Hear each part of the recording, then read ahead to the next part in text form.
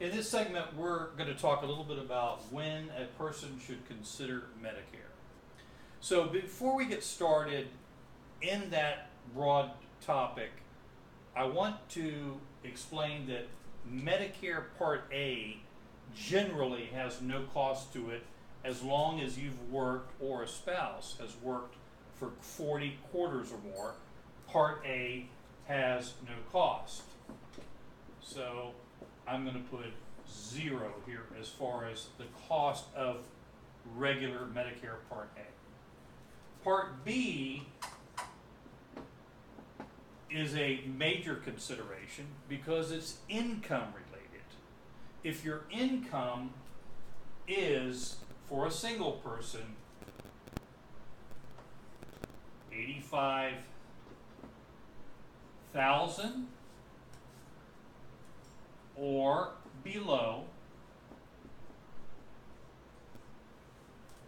you will generally pay approximately $127 per month. If your income is above that, which I'm not going to cover in this segment, it will go up from that. The point being is that Part B does have a consideration for cost when comparing what your different options are for Medicare. So, with that being said, there are many different situations. There is a situation such as if you're single,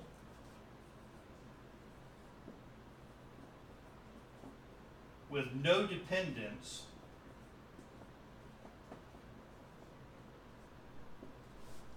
and no employer health group plan. It's very simple.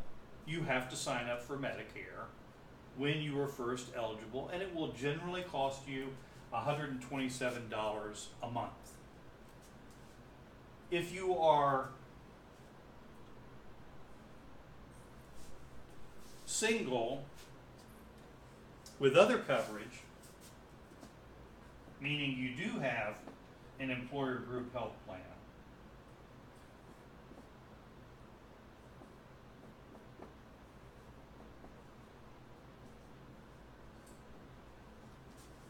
you have to consider how much that employer group health plan is costing you versus what it would cost you to go on Medicare. And the starting point would be $127,000, assuming you're, $127 per month, assuming your income is under $85,000 a month, and then we go from there.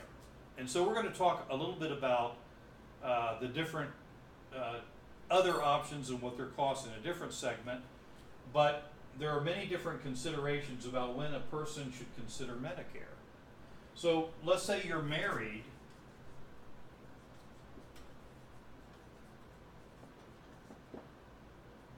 and you have no employer health group plan. Then is your spouse younger than you? Is your spouse already on Medicare? Is one consideration. And you have to really pretty much do the math to see which one is going to be most advantageous for you. If you're married,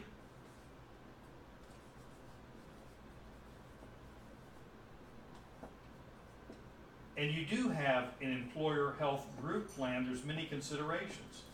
So one of the considerations is if you leave that plan, how is that going to leave your spouse? Is he or she not going to be covered any longer, being as though they don't qualify for Medicare? So that's a consideration, and the way I like to approach it is it's basically a mathematical computation to find out which one is going to be most advantageous for you. But these are some of the considerations about when a person should consider Medicare.